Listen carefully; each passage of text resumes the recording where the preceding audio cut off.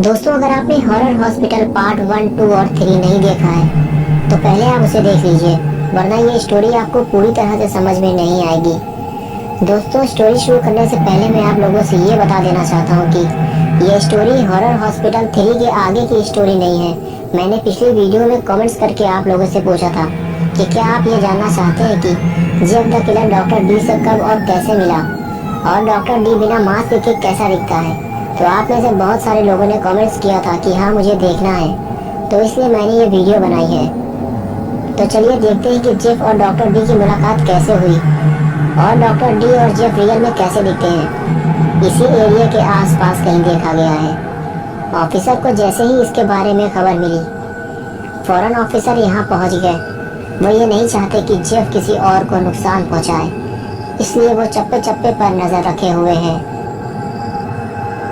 लेकिन तभी एक ऑफिसर को कुछ दिखाई दिया।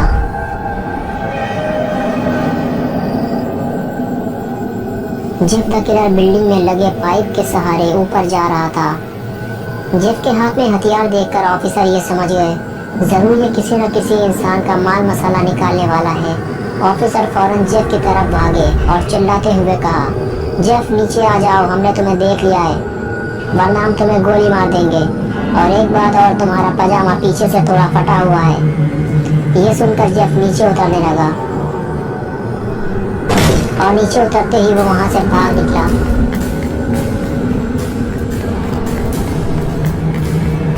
ऑफिसर फौरन गाड़ी लेकर जेफ के पीछे पीछे भागे, क्योंकि वो जेफ को जिंदा पकड़ना चाहते थे।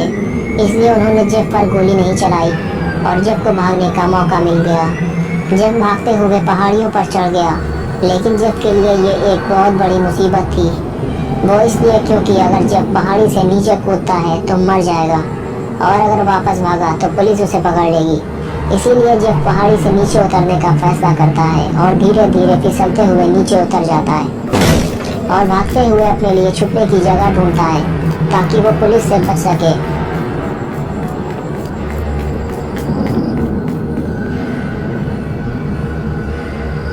उधर ऑफिसर जेफ को ढूंढ रहे होते हैं।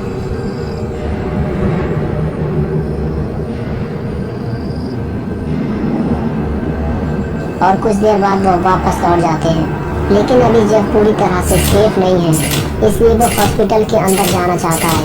लेकिन ये गेट तो अंदर से बंद है। लेकिन जेफ इसे लात मारकर खोलना चाहता है। लेकिन जेफ शायद ये नहीं जानता कि इस हॉस्पिटल के अंदर एक उससे भी बड़ा दरिंदा छुपा हुआ है, जो इंसानों के टुकड़े टुकड़े कर देता है। और उसने ये आवाज़ सुन ली है। और तभी डॉक्टर डी गेट खोल देता है और पहली बार वो जेफ को अपने सामने देखता है। और जेफ भी पहली बार डॉक्टर डी को देखता है। और उसके हाथ में तेजधार हथियार देखकर जेफ ये समझ जाता है कि ये भी एक हथियारा है।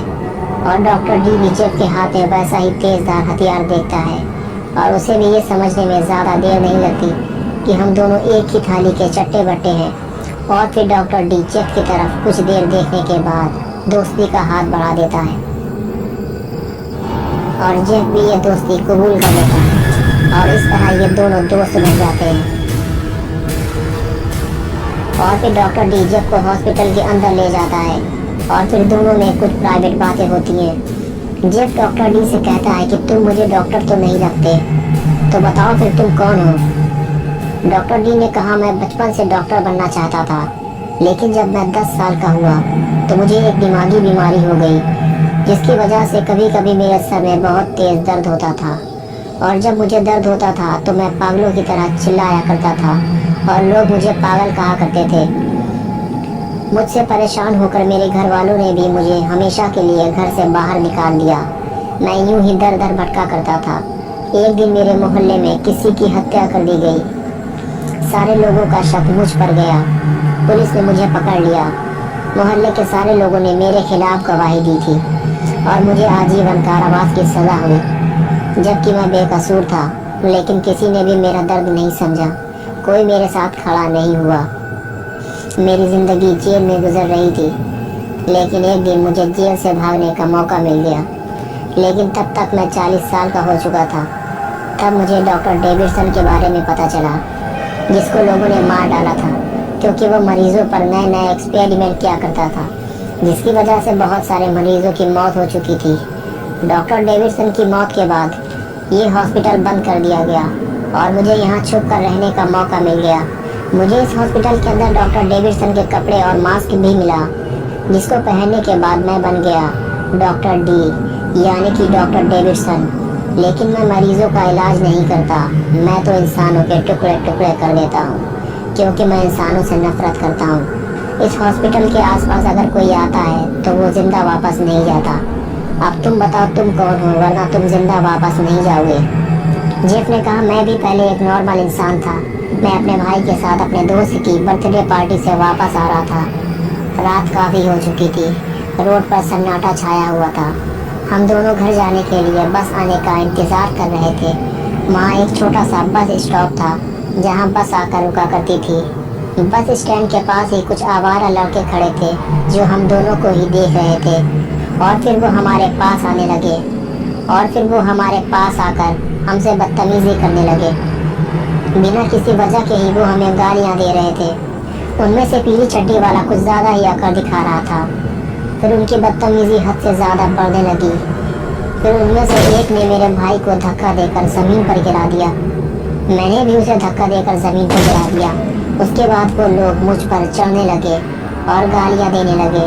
मैंने भी उनसे लड़ने का फैसला कर लिया था और उन सभी को मैंने बहुत मारा, लेकिन सबसे पहले पीली चड्डी वाले को ठोका था तो बहुत ही ज़्यादा अकड़ दिखा रहा था।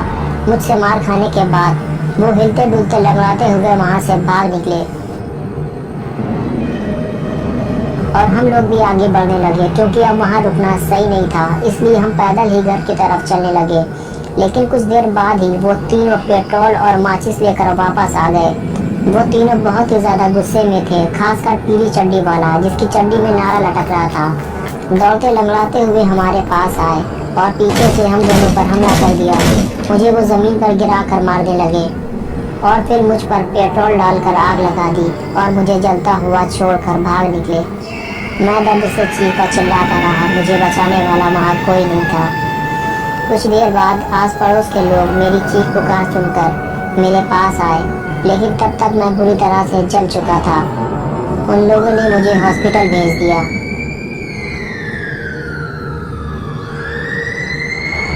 कुछ हफ्तों के बाद मुझे घर भेज दिया गया, लेकिन डॉक्टर ने मुझे पट्टियां खोलने से मना किया था। लेकिन एक रात जब मेरे घर वाले सो रहे थे, तब मैंने अपनी पट्टियां खोल दी और अपने आप को जब आईने में देखा तो मैं पागल हो गया। मुझे बहुत ही ज़्यादा सदमा लगा था। मेरी पूरी बॉडी आग से झुलस चुकी थी, लेकिन मैं अपने आप को हमेशा खुश देखना चाहता था। लेकिन अब मैं हंस भी नहीं सकता था, तो मैंने एक छुरे की मदद से अपने चेहरे को काट कर एक बड़ी सी स्माइल बना ली। मुझे लगा था कि इस बदले हुए चेहरे को देखकर अब कोई भी मुझसे नहीं डरेगा।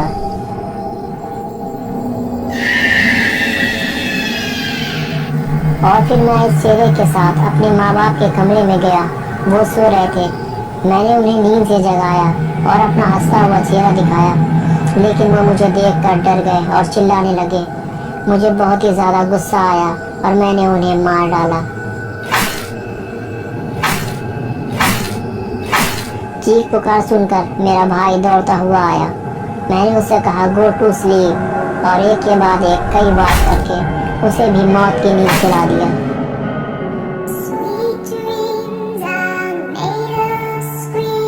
उस दिन से मैं जेफ से जेफ द किलर बन गया और फिर मैंने एक एक करके उन तीनों को भी मौत के घाट उतार दिया, जिनकी वजह से मेरी ज़िंदगी बर्बाद हो गई थी।